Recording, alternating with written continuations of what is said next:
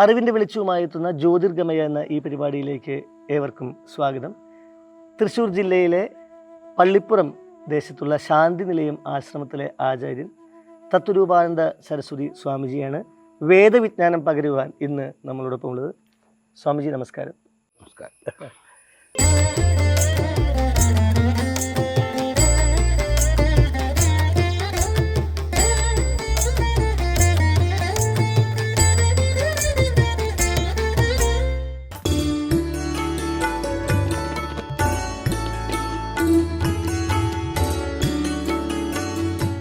ഈ വേദങ്ങളിൽ നമ്മൾ ഓരോന്നായി പറയുമ്പോൾ ഋഗ്വേദത്തെക്കുറിച്ച് പറയാൻ തന്നെ ഉണ്ടല്ലോ ഒരുപാടധികം. യജുർവേദം, സാമവേദം, അഥർവവേദം, ഓരോ വേദവും പ്രതിനിധീകരിക്കുന്നത് എന്തൊക്കെയാണ്? ഇപ്പോൾ ഒരു ഉദാഹരണം പറയുകയാണെങ്കിൽ ഋഗ്വേദത്തിൽ മുഖ്യമായിട്ട് പറയുന്നത് ഒരു സാധാരണ ഋഗ്വേദ മന്ത്രങ്ങൾ മുഖ്യമായിട്ട് ഒരു നിയത അക്ഷരമാണ്, പദ്യരൂപത്തിൽ എന്ന് പറയാം.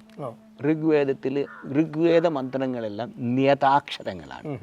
ഒരു പദ്യം എഴുതുമ്പോൾ എങ്ങനെയാണ് ഇപ്പോൾ അനുഷ്ടുവൃത്ത് എന്ന് പറഞ്ഞ ഓരോന്നിൽ 8 വരിയായിട്ട് പറയുന്നു. അതുപോലെ നിയതമായിട്ട് അക്ഷരങ്ങളാൽ വിന്യസിപ്പിച്ചിരിക്കുന്ന മന്ത്രങ്ങളാണ് ഋഗ്വേദ മന്ത്രങ്ങളെല്ലാം തന്നെ. ഇനി ഋഗ്വേദം എന്ന് പറയുന്നുണ്ടെങ്കിലും ഋഗ്വേദത്തിൽ മറ്റുള്ള മന്ത്രങ്ങളുണ്ട്. പിന്നെ മുഖ്യമായിട്ട് ഋഗ്വേദത്തിൽ ഋക് മന്ത്രങ്ങളാണ്. ഋക് എന്ന് പറയാൻ നിയതാക്ഷരം, മനസ്സിലായില്ല? ആ നിയതാക്ഷരം ഈ അക്ഷരങ്ങളെ ഓരോ വരിയിലും ഇത്ര അക്ഷരം എന്ന് പറഞ്ഞ് വിന്യസിച്ചിരിക്കുന്നതാണ് ഋഗ്വേദ മന്ത്രങ്ങൾ. ഇനി യജുർവേദം എന്ന ഗദ്യരൂപത്തിലാണ്. അത് പ്രത്യേകമായിട്ട് അനിയത അക്ഷരം, നിയതമായ അക്ഷരമില്ല, അനിയത. നമ്മൾ ഗദ്യം എഴുതുമ്പോൾ എങ്ങനെയാണ്? പ്രോസാണ്. ഈ സാമം എന്ന് പറയുമ്പോൾ അത് ഗാനാത്മകമാണ്, മനസ്സിലായി? സാമഗാനം ഉണ്ടായിരിക്കും. അപ്പോൾ സാമവേദത്തിൽ സാധാരണ 75 മന്ത്രങ്ങൾ, ബാക്കിയുള്ള മന്ത്രങ്ങളെല്ലാം തന്നെ ഋഗ്വേദത്തിൽ നിന്നുള്ള മന്ത്രങ്ങളാണ്. അതെല്ലാം ഗാനാത്മകമായിട്ട് അവർ ആലപിക്കുന്നെന്നുള്ളൂ, മനസ്സിലായില്ലേ?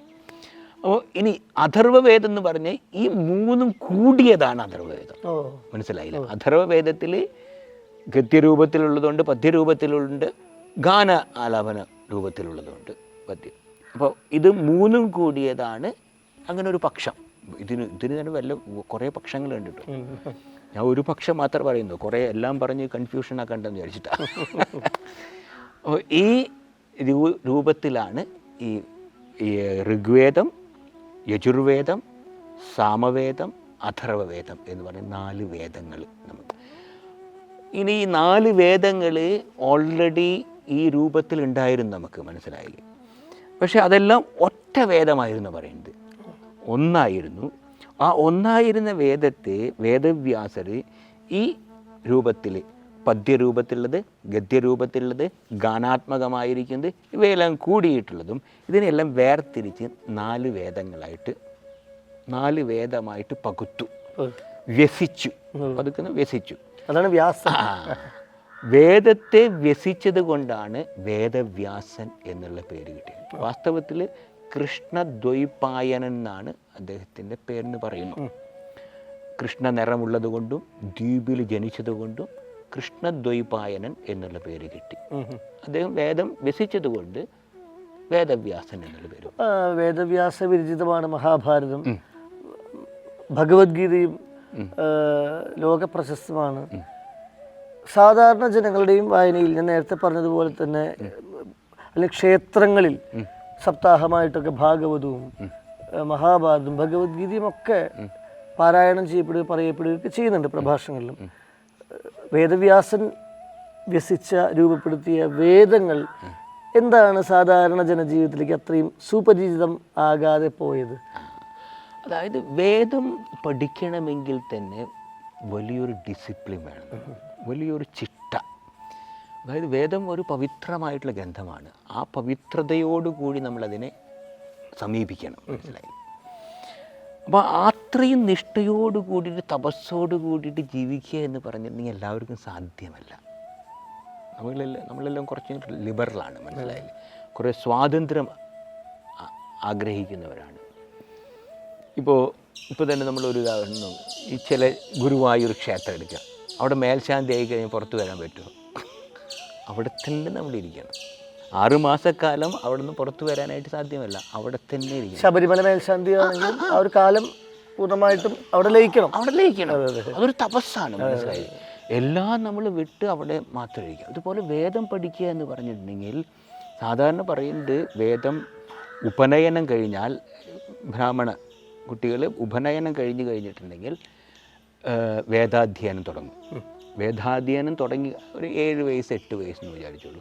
പിന്നെ 12 വർഷമാണ് അവർ പറയുന്നത് വേദാധ്യയനം. നമ്മുടെ സാധാരണ സ്കൂളിൽ പോകുന്ന പോലെ 12ാം ക്ലാസ് ഒരു വേദാധ്യയനമാണ്. ആ വേദാധ്യയനം എങ്ങനെയാണ് വിചാരിച്ചത്? രാവിലെ 4 മണിക്ക് എഴുന്നേൽക്കണം.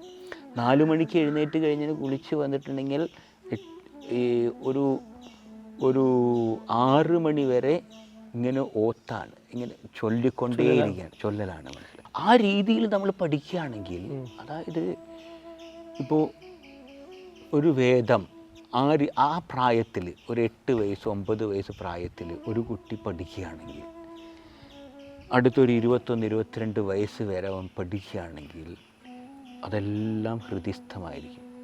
ഒരിക്കലും തെറ്റ് വരില്ല, മനസ്സിലായില്ലെങ്കിൽ. വേദം തന്നെ പല പ്രകാരത്തിൽ, ക്രമപാഠം, ജഡപാഠം എന്നൊക്കെ പറഞ്ഞിട്ട് പല രീതിയിൽ പഠിക്കുന്ന ഒന്ന്. ക്രമം എന്ന് പറയുന്നത് സാധാരണ നമ്മൾ വേദം ചൊല്ലുന്ന ഒരു രീതിയുണ്ട്.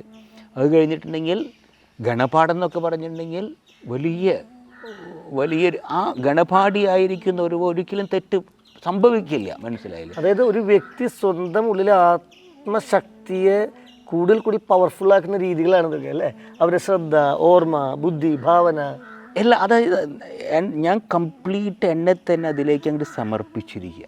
എൻ്റെ മനസ്സ് വേറെ ഒന്നിലേക്കും പോകാൻ സാധ്യമല്ല, മനസ്സിലായില്ലേ? അങ്ങനെയാണ് ഞാൻ എൻ്റെ മനസ്സിനെ എന്താ പറയുക ഡെവലപ്പ് ചെയ്ത് കൊണ്ടുവന്നിരിക്കുന്നത്. അപ്പോൾ അതുകൊണ്ട് ഒരു അത്രയും സമർപ്പണമുള്ളവർക്ക് ഇത് പഠിച്ചെടുക്കാനും, ഇനി ആ ഒരു രീതിയിൽ പോയി കഴിഞ്ഞാൽ സ്വാഭാവികമായിട്ട് നമ്മൾ പഠിക്കും. ഇപ്പോൾ ഒരു കുട്ടി 8ാം വയസ്സിൽ പോയി വേദം വേണ്ടതുപോലെ പഠിക്കുകയാണെങ്കിൽ 22 വർഷം 10-12 വർഷം നിൽക്കുകയാണെങ്കിൽ സ്വാഭാവികമായിട്ട് അവൻ പഠിക്കും.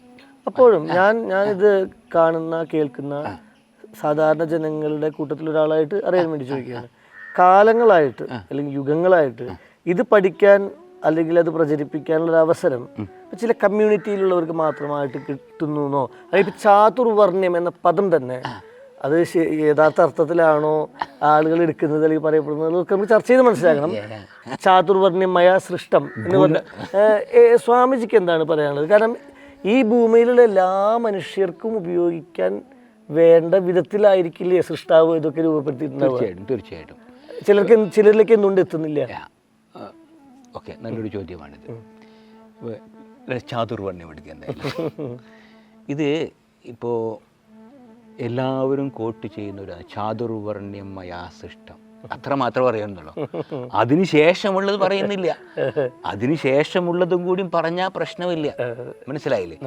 ചാതുർവർണ്ണ്യം മയാ സൃഷ്ടം ഗുണകർമ്മ വിഭാഗശഃ, 4ാമത്തെ അധ്യായത്തിൽ ഭഗവത്ഗീതയിൽ വരുന്ന ഒരു ശ്ലോകമാണ്. ഈ 4 വർണ്ണങ്ങൾ എല്ലാവരുടെയും ഉണ്ട്. നിങ്ങൾ ഇഷ്ടപ്പെട്ടാലും ഇഷ്ടപ്പെട്ടില്ലെങ്കിലും ഒരു സമൂഹം നിലനിൽക്കണമെങ്കിൽ 4 വർണ്ണങ്ങൾ ഉണ്ട്.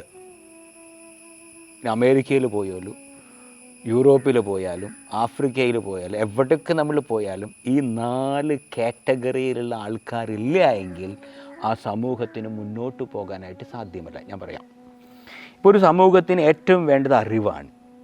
അറിവ് കിട്ടുന്നത് അധ്യാപകരിൽ കൂടിയാണ്. അധ്യാപകരെന്താ ചെയ്യേണ്ടത്? അറിവിന് വേണ്ടി മാത്രം ജീവിക്കുകയാണ്. അറിവ് നേടാനും നേടിയ അറിവ് മറ്റുള്ളവർക്ക് പകർന്നു കൊടുക്കാനും. വാസ്തവത്തിൽ ബ്രാഹ്മണൻ എന്നുള്ള ആ വാക്കിനർത്ഥം തന്നെ അവന് ഒരേ ഒരു ജോലിയുള്ളൂ, വേദം പഠിക്കുക, വേദം പഠിപ്പിക്കുക. ഒരു ഭൂരിഭാഗം ബ്രാഹ്മണർ എന്ന് പറയുന്ന ഇപ്പോഴത്തെ കമ്മ്യൂണിറ്റി അവരെല്ലാവരും നല്ല ബുദ്ധിയുള്ളവരാണ്. അവർ സോഫ്റ്റ്വെയർ എൻജിനീയറായിട്ട് പഠിക്കുന്നു, ഡോക്ടേഴ്സ്, എൻജിനീയേഴ്സ്, എങ്ങനെയായിട്ട് അവർ ഇപ്പോൾ പലവരും ഭാരതത്തിൽ തന്നെ ഇല്ല, എല്ലാവരും അമേരിക്കയിലും മറ്റുള്ള സ്ഥലങ്ങളിലൊക്കെ പോയി സുഖമായിട്ട് അവർ ജീവിക്കുന്നു. അവർക്ക് ഈ വേദവുമായിട്ട് യാതൊരു ബന്ധവുമില്ല, മനസ്സിലായില്ലേ? അപ്പോൾ അവർ ബ്രാഹ്മണൻ എന്ന് പറയാൻ പറ്റില്ല. ബ്രാഹ്മണൻ എന്നുള്ള വാക്കിനർത്ഥം ബ്രഹ്മത്തെ അറിയുന്ന അല്ലേ? ബ്രഹ്മം എന്ന് പറഞ്ഞ വേദം, മനസ്സിലായില്ലേ? ആ വേദത്തെ അറിഞ്ഞ് മറ്റുള്ളവർക്ക് പറഞ്ഞു കൊടുക്കുന്നവരാണ്. സാമാന്യമായിട്ടുള്ള, ഞാൻ എല്ലാവർക്കും അറിയാൻ വേണ്ടിയിട്ട് ഇത് ഒരു ഒരു ശാസ്ത്രീയമായിട്ടുള്ളൊരു ഇതിലേക്ക് പോകണ്ടെന്ന് വിചാരിച്ചിട്ട് ഞാൻ ഇങ്ങനെ പറയുന്നത്, മനസ്സിലായി? അപ്പോൾ ഏതൊരാൾക്ക് അങ്ങനെ സാധിക്കുന്നു അയാൾ ബ്രാഹ്മണനാണ്. തീർച്ചയായിട്ടും. അയാളുടെ നിറമോ വർണ്ണമോ മറ്റൊന്നും വിഷയമല്ല. ജന്മന ജായത്തെ ശൂദ്ര കർമ്മണ ദ്വിജ ഉച്യത്തെ വേദപാഠേന വിപ്രോഹം ബ്രാഹ്മണോ ബ്രഹ്മവേദസ. ഇതാണ് പ്രമാണം, മനസ്സിലായില്ലേ? ജന്മം കൊണ്ട് എല്ലാവരും ശൂദ്രന്മാരാണ്, കർമ്മം കൊണ്ടാണ് ദ്വിജനാവുന്നത്. നമ്മൾ വേദം പഠിക്കുമ്പോഴാണ് നമ്മൾ വിപ്രൻ. നമുക്ക് നന്നായിട്ട് വിശേഷമായിട്ട് നമുക്കറിയാം ബ്രാഹ്മണൻ എന്ന് ബ്രഹ്മത്തെ അറിഞ്ഞവരാണ് ബ്രാഹ്മണൻ. ദ്വിജൻ എന്നതിൻ്റെയും അർത്ഥം പറഞ്ഞു. ദ്വിജൻ എന്ന് പറഞ്ഞിട്ടുണ്ടെങ്കിൽ ഇപ്പോൾ ഒരു നമ്മൾ ജനിച്ചു, പ്രാകൃതനായിട്ട് ജനിച്ചു. അപ്പോൾ നമുക്കൊരു സംസ്കൃതനാവാനായിട്ട്, കുറച്ചും കൂടി നമുക്കൊരു സംസ്കാരം വരാനായിട്ട് നമ്മൾ എന്തെങ്കിലും ഒരു മന്ത്രം സ്വീകരിക്കുകയാണ്, ദിവസവും ജപിക്കുകയാണെങ്കിൽ നമ്മൾ ദ്വിജനായി. രണ്ടാമത്തെ ജന്മം. ദ്വിജൻ എന്നുള്ള വാക്കിനർത്ഥം ആദ്യം നമ്മൾ അമ്മയിൽ നിന്ന് പിറക്കുന്നു, അതിനുശേഷം ഒരു ആചാര്യൻ്റെ അടുത്ത് പോയിട്ട് ഒരു മന്ത്രം സ്വീകരിച്ച് ആ മന്ത്രം വേണ്ടതുപോലെ നമ്മൾ ദിവസവും നമ്മുടെ തന്നെ ഉന്നമനത്തിന് വേണ്ടിയിട്ട് നമ്മൾ ദിവസവും നമ്മൾ അഭ്യസിക്കുമ്പോൾ നമ്മൾ ദ്വിജനായിരിക്കുന്നു. രണ്ടാമത്തെ ജന്മം. അതായത് ഞാൻ പ്രാകൃതനായിട്ട് ജീവിക്കാൻ ഉദ്ദേശിക്കുന്നില്ല, എനിക്കൊരു സംസ്കൃതനായിട്ട് ജീവിക്കണം എന്ന് കരുതി ഒരുവൻ നമ്മുടെ ശാസ്ത്രങ്ങൾ നിഷ്കർഷിക്കുന്ന രീതിയിലുള്ള ഒരു ജീവിതം നയിക്കുമ്പോൾ അവൻ ദ്വിജനായിരിക്കുന്നു.